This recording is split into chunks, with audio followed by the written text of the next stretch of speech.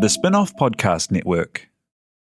Are you making the most of your KiwiSaver investment? Generate is an award-winning KiwiSaver provider with a track record of strong long-term performance. Making a smart decision now could add tens of thousands of dollars by the time you reach retirement. Book a no-obligation chat with a Generate KiwiSaver advisor today at generatekiwisaver.co.nz/get-advice.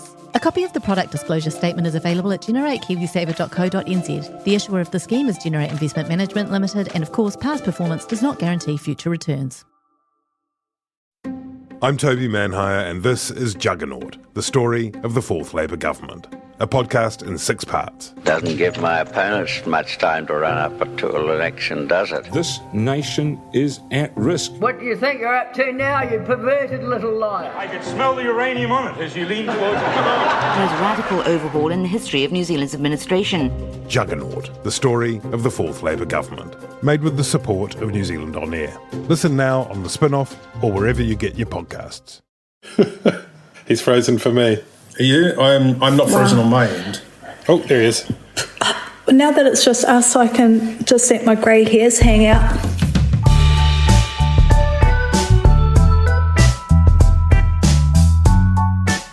Tēnā koutou katoa. This is Gone By Lunchtime. It is the evening of Wednesday, the 25th of August, coming in just after 9 p.m, and Ben and Annabelle and I have just recently completed our conquest of yet another medium when we undertook an Instagram Live, if that's what it's called. And I think we, again, kind of managed to smash through the form and create something entirely new. Annabelle, Ben. I think it's fair to say we're New Zealand's leading Instagram livers now. Just when the other media organisations think that they know the rules, we know the... I don't know. I'm sorry. I'm spent. I'm spent. I peaked too fast. You're a disruptor, Ben. You've always been a disruptor, and you continue to disrupt. Yeah, now I can't do anything without the adrenaline thrill of live, you know? You were amazing, Ben. Look, we were all amazing. We revolutionised the form once more. Yeah. Can you tell me about the other amazing thing that happened to you today, Ben? You returned a negative test for the coronavirus. I did. COVID-19, not here, buddy. So my COVID stats right now are one Pfizer jab, because I am a delicate baby with asthma who needs to be protected at all costs. And then I was booked while in smoking a packet of cigarettes every day. Well, actually, today is 5 weeks smoke-free. Woohoo, kapai. Oh, that's very good. Well done, you. So, you know, still bald, though. That's another risk factor. Just a matter of time. My second vaccination was kicked to touch by the Ministry of Health because they wanted to test people for the coronavirus. And so that's been put on hold. I think that might be late September for me. So I've been forced to revise my projection for when I think that we should open the borders and learn to live with the virus to sort of mid-October sometime. Yes. I had my first vaccination on Elliott Street, and it was awesome, like super well organised. Waited 5 minutes and I was in the chair. They sort of meet you outside and bring you in. And just as I was getting ready to leave, it was like that moment on Alien 2 when they realise they're inside the body of the alien. I looked up and I was like, holy shit, I'm under the Crown Plaza. Oh my God. You were probably led in through what you thought was like an underground alleyway, but was actually like the exercise area from the Crown Plaza, you know? And then, listeners, she looked up and from the ceiling was dripping what at first she thought was condensation. Exactly. I was like, oh, that's so cool. They're all wearing masks and stuff. And then I was like... Hey guys,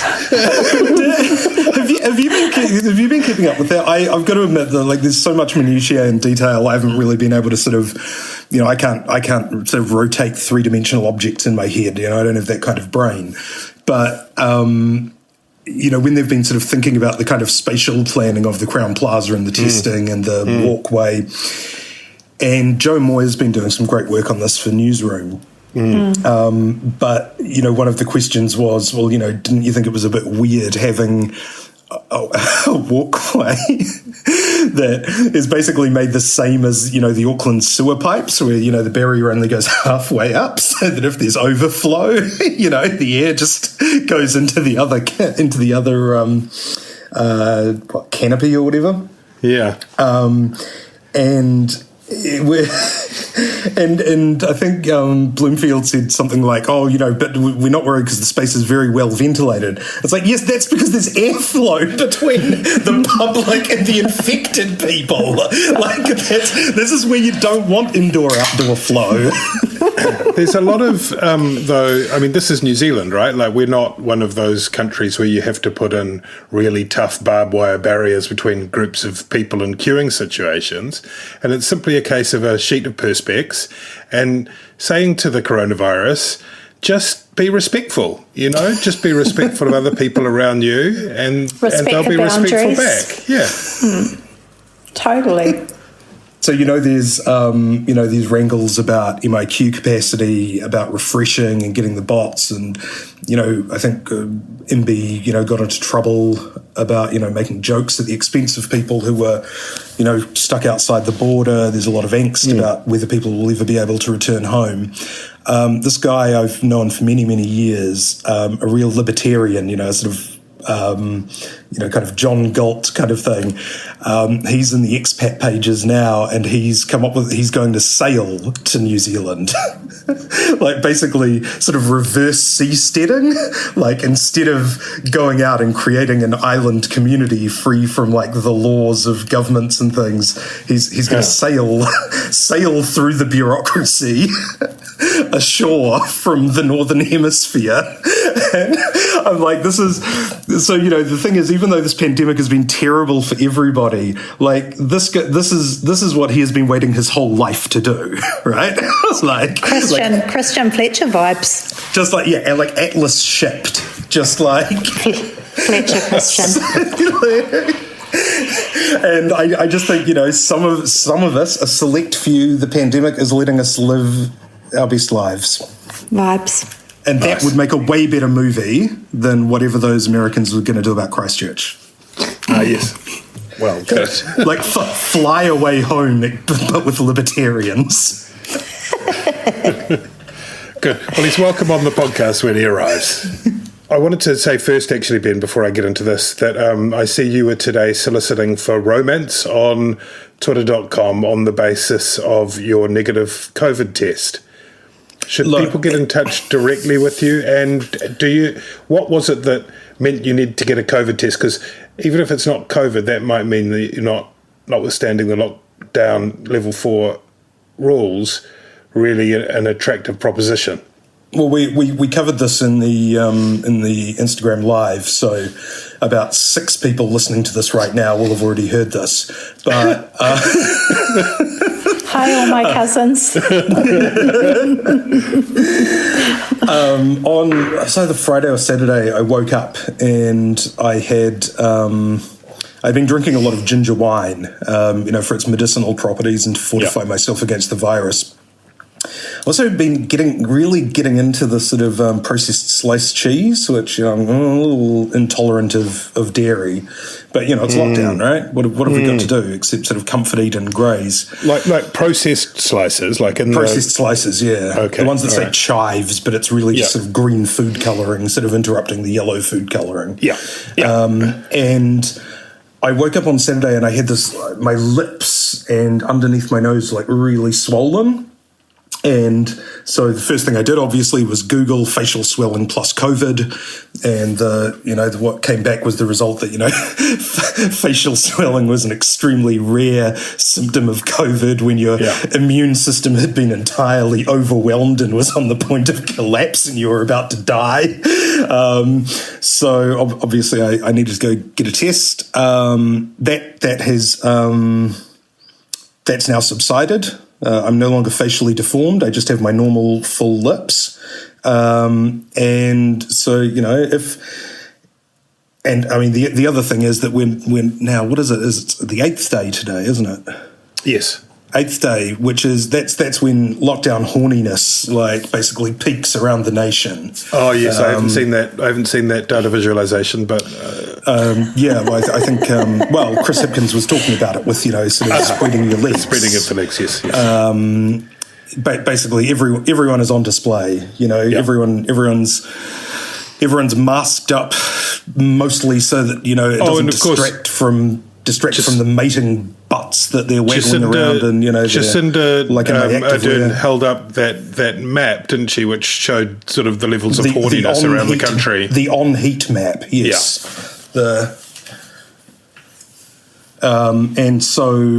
Yeah. So look, I'm not immune. I mean, I'm a human being who's been infected by the miasma just like everybody else. But not by the COVID. Not by the COVID. And so I think it's just. I mean, this is not a paid promotional message. I'm healthy and I'm free 5 minutes after the end of lockdown. What we're trying to say, ladies and gentlemen, is that you need to make Ben Thomas your location of interest. There's been some debate in the last couple of days as the case numbers have got up to 210. Scotty Morrison's been chatting away. A few pundits have been getting involved about whether or not the elimination strategy, as it's been called, is viable in the short, medium, long term. None of us is an epidemiologist. None of us is a public health expert. All of us. I've sent over 15,000 tweets since the beginning of the pandemic, so I feel like I'm relatively close. Annabelle, do you think that there is some strain on that existing approach, that existing strategy? I think it's really the only strategy that's available to us. I think it's unconscionable to be considering anything other than an elimination strategy at the moment. I mean, for a start, we don't have the ICU beds available to be able to cope with just letting Delta roam through the community.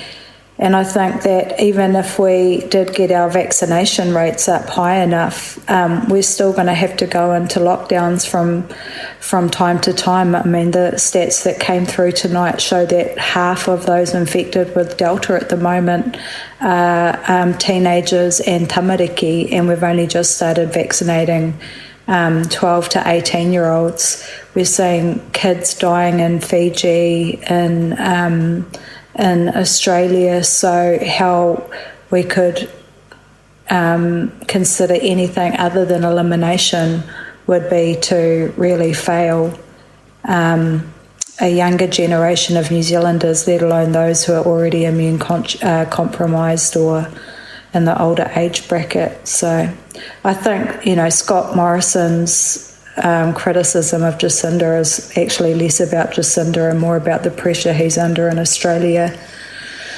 from other politicians. And it's also interesting the way that some of the state premiers have responded to that, insofar as they're absolutely not on the same page as him. Insofar Queensland is not. We've got to. Well, neither is Western Australia. They're not about to start living with it. Thanks, Scotty. The point you make about intensive care is a really good one. Sorry, Ben. I want to go back to you there, but I just want to mention on intensive care, Annabelle, there's a terrific piece on the Spin-Off, which I would urge people to read amid the zillions of pieces out there, by Alex Kazemi, who was the head of intensive care at Middlemore for some time, and who has written a terrifically nuanced piece and beautifully written too about pressures on ICUs and how it's not just about beds but about the staffing of those beds and all sorts of wider issues around equity. It's fantastic. Absolutely. Fantastic piece. Absolutely, and it's not just about people with COVID either. It's about people suffering all sorts of other kinds of illnesses who won't get the medical care they need if all of our doctors and nurses and health workers are getting sick and all of our hospital beds are taken up by people with COVID or long COVID. So when you hear Judith Collins on News Hub saying, we need to learn to live with COVID, well, no, we will if we don't follow or pursue elimination, we'll be learning how to die with COVID. Forgive me, Ben, I interrupted you talking about Scott Morrison. Yeah, well, I mean, I think it's inevitable that we're going to have to learn to live with COVID, right? Because it's not going to be eliminated around the world. As I think we keep saying, we're not going to turn into the sort of lost Atlantis of the South Pacific. But there's no reason to start living with it now if we have the option of stamping it out. I mean, New South Wales has had a much longer, more disruptive lockdown than we will end up having if we can knock it on the head in the next four weeks, right? Which, according to physics, we should be able to do. Yeah. So, you're right. There, Scott Morrison, I think he's always had this sort of slightly ideological kind of approach. They almost sort of fell into elimination through the efforts of their state premiers rather than, the federal government over there. But my favourite part of it, is that, Scott Morrison said, New Zealand, they can't just live in a cave forever. They've got to get out into the real world. And you're like, if Boris Johnson said that, he'd be making a sort of allusion to, Plato's cave and, saying New Zealand's got to get real. It can't just look at the flickering images on the wall. It needs to adjust to reality. But he was actually talking about 2013 animated movie The Croods. which he later referenced. It's like that movie The Croods. You can't just live in a cave. It's just which is just really, it's an almost too sort of perfect metaphor of just the absolute boneheadedness of sort of conservative Australian politics at times.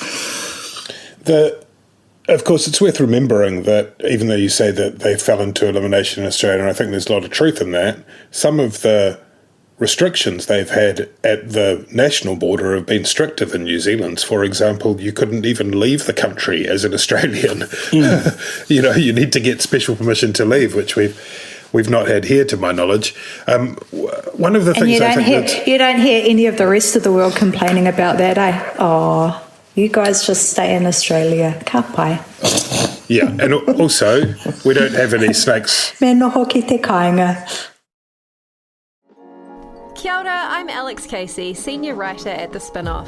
We wouldn't exist without the ongoing support of our generous members. If you're able to, you can make a donation at thespinoff.co.nz/donate. Are you curious about how business can be better? I'm Simon Pound, and I host Business is Boring, a podcast where I kōrero with some of the most interesting people in entrepreneurship, commerce, and making things happen. Tune in to Business is Boring every Tuesday, brought to you by the Spinoff Podcast Network in partnership with Spark Business Lab. The thing I thought was interesting, I did think it was really quite noticeable on Q&A on Sunday when Chris Hipkins, the Minister for the COVID response, did start saying that there were questions around whether or not the elimination strategy could work medium-long term.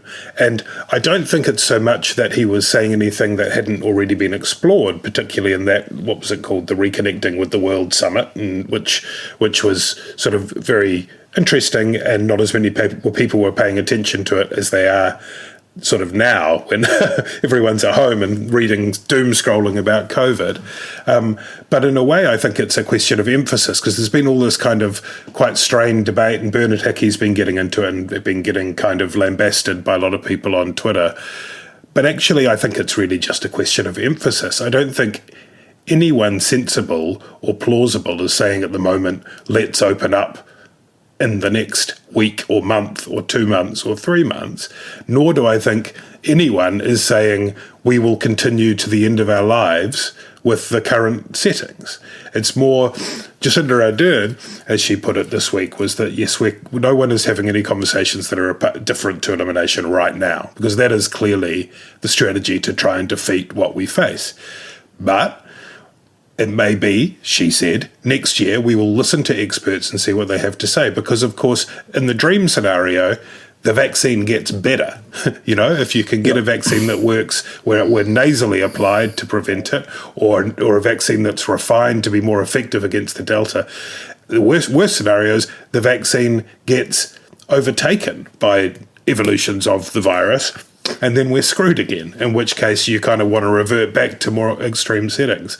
But, I mean, I think, Annabelle, when you look particularly at the fact that a massive proportion, I mean, it's an extraordinary number. In the current outbreak, we've got 210 people, 145 of those people are Pacific peoples who are the best in the country at diligently getting tested, better than anyone, but also are not vaccinated at anywhere near the same rate as others in the country.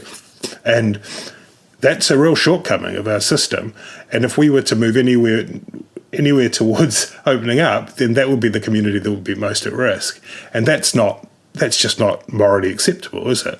Absolutely not. And I think that the issue that we'll face is that basically all countries will, need to pursue elimination strategies as well for us to be able to open up again. Otherwise, we just nullify our own vaccine programs, because if we just let it run rampant, we're going to get more and more variations. We won't be worrying about Delta. We'll be at the end of the alphabet. So this is where, big countries like the US, the UK, Brazil have really failed us, but as citizens of the world. But it's also really concerning to see that we're lagging behind countries like Chile and Colombia when it comes to our vaccination rates. And I think,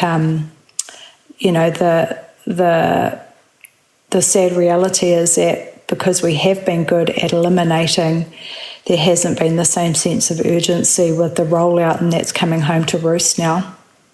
Yeah, and because even before the vaccine rollout had started, there was a minority, and it wasn't really represented in public, of people who thought, well, actually the first people who should be vaccinated are young people, because they're the ones who move around and spread it. They're the ones who go to Bar 101.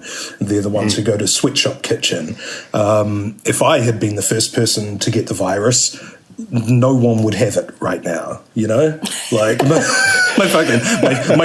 phone screen would have like the fucking highest viral load recorded in the global pandemic, but like not another fucking human being would have contracted the disease, right? Because I'm an old man. But when you get these young people who move around a lot, and they go to school, right? Very few people go to a workplace as big as a school, and they take the bus, right, because they don't have cars, and but also South Auckland. I know that there was an idea floated early that South Auckland actually gets priority vaccinations because that's where all the outbreaks are. Now, this one, the outbreak may not have happened there. It probably happened at the Crowne Plaza, but all roads lead to.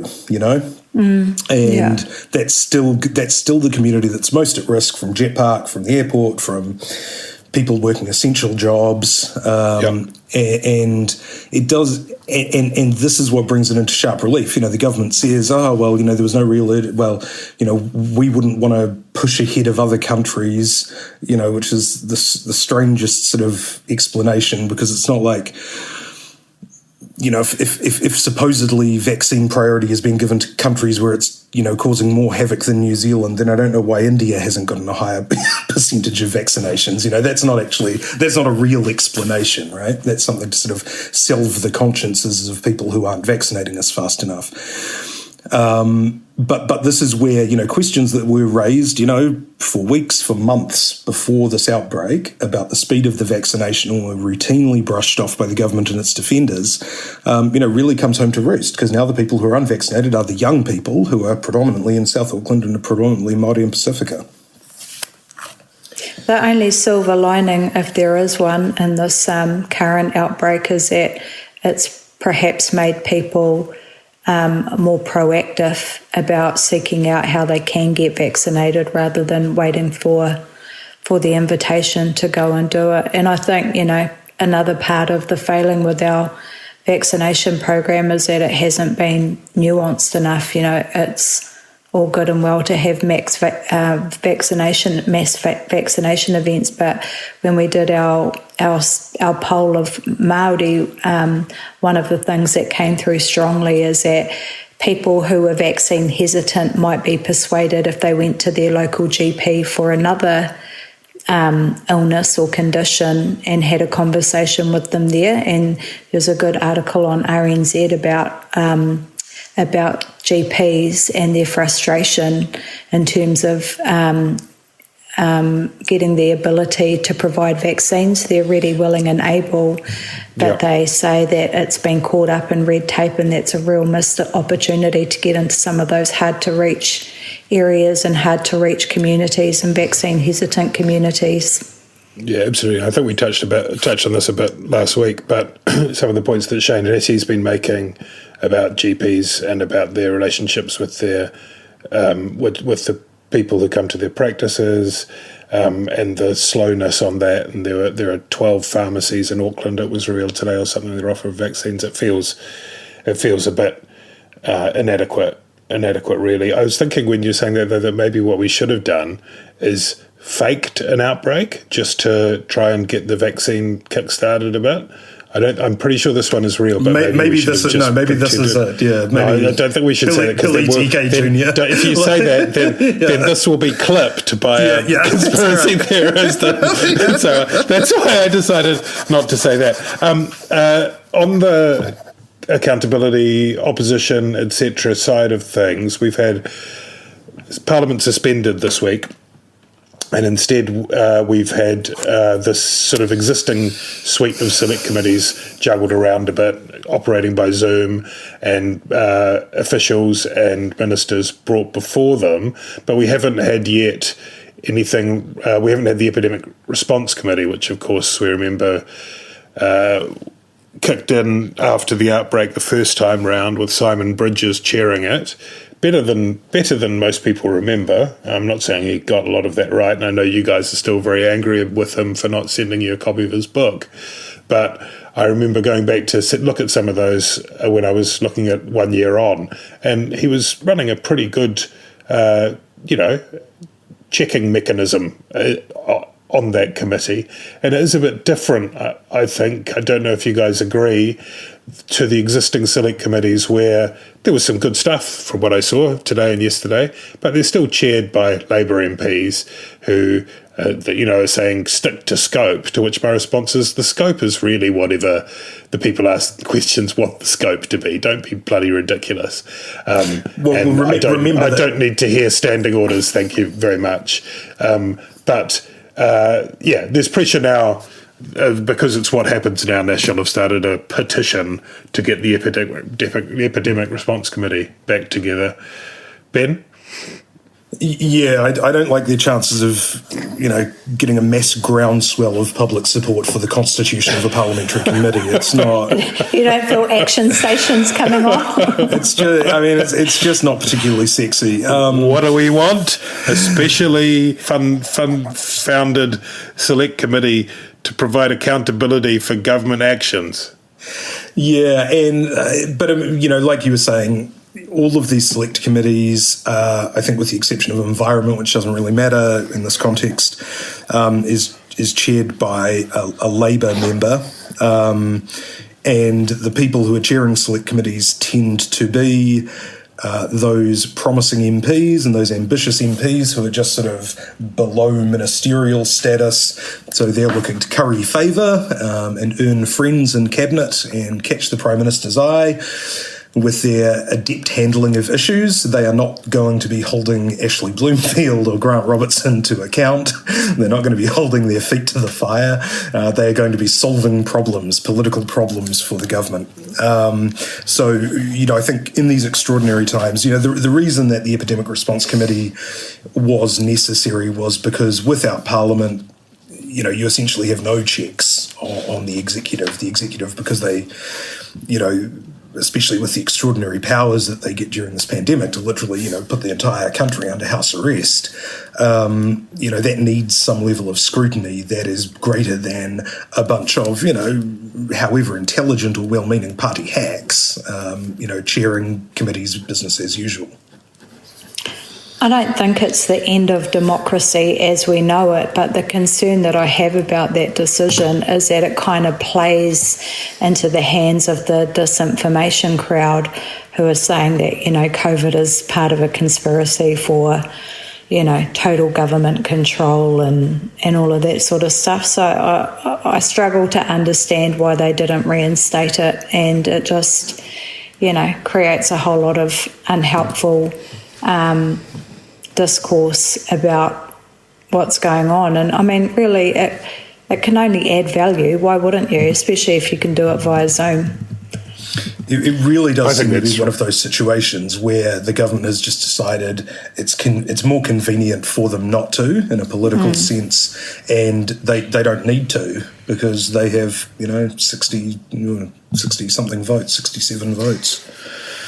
Yeah, and I mean, I think Chris Hipkins, who's also the leader of the House, has talked about trying to find a way to reconvene Parliament virtually in some form next week, and that's good. That's good, and a lot of countries have managed to do that. For my money, the Epidemic Response Committee is a better solution because you can bring in experts and officials and whoever, and you don't have the kind of absurd pantomime of question time, which I think is a lot more heat than light on the whole, and the ability to watch people who aren't being theatrical simply run a line of questions, which, by the way, you don't get in the 1PMs, and by the way, is one of the reasons that some of the questions that are asked annoy people watching at home, is because you don't get to do the normal interrogation of asking, 5 or 6 questions in a row, because you ask you one question and you need to get your grab of audio or whatever, and then they sort of turn the searchlight across to the other side of the room.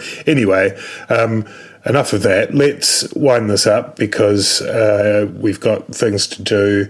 Let's just have a word before we go about Michael Cullen, who, of course, was Deputy Prime Minister to Helen Clark for many years, was Finance Minister, among other things, set up the New Zealand Super Fund, and died last week at the age of 76. Annabelle, what are your reflections on Michael Cullen and his contribution? I didn't know him very well. My mum worked with him. I met him a couple of times through work, and he always struck me as being a very honourable, pleasant man. I've seen all over Facebook a lot of Māori lawyers and iwi people, negotiators, who spent a lot of time with him and are really saddened by his passing and the massive contribution he made. I do think that, I don't know if you guys remember back in the early 2000s when Mark Burton was the Minister for Treaty Settlements, and Labour passed the legislation putting a deadline on historical claims, and basically the whole treaty settlement process ground to a complete halt until Michael stepped in, and he, achieved a lot. And I know that there's a lot of iwi out there who hold him in the highest regard. So very sad to hear of his passing. He was sort of said to be a mentor for a lot of people. One of those was Kiritapu Allen, who of course has emerged as a massive talent. And I was thinking we should get her on the pod sometime soon. So if you're listening, Kiri, we'll give you a ring and get you to contribute. Ben, your reflections?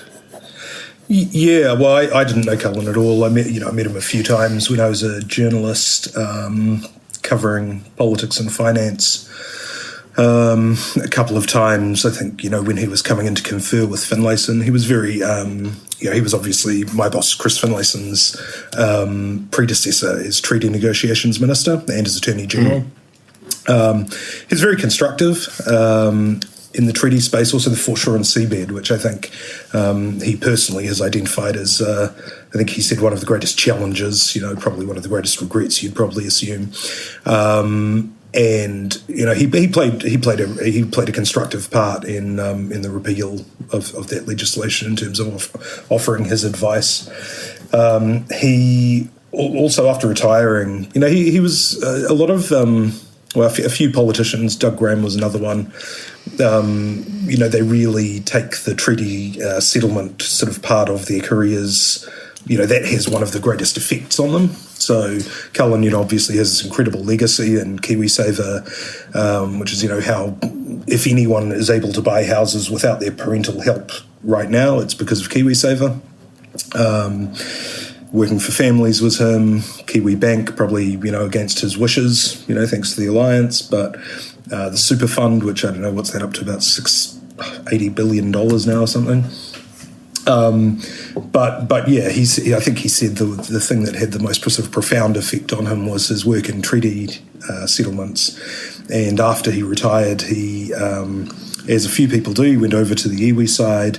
He helped Te Wharetoa as their negotiator, and he sat on the finance committee for my friends Tūhoe down in the Uruweras. And those two iwi put out a joint statement about him, sort of commemorating him after his death, which is pretty rare because they're both sort of two groups who kind of tend to go it alone a bit, which I think is a mark of the sort of esteem that he was held in. Well, thank you both. It's very nice to see you. No one else can see you guys, but I can see you both. So that's a special, it's like an Instagram live for me, the whole thing. And thanks to everyone for listening. Thanks very much, Te here for recording us and making this work and being very patient up at night with us. Thank you to Spin-Off members for everything that you do, and thanks listeners, lots of love. Nohora mai, kia ora.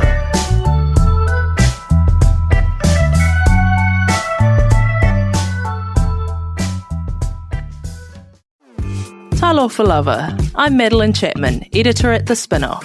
If you have the means, consider supporting our high-quality journalism by becoming a Spin-Off member. Sign up now at thespinoff.co.nz/donate.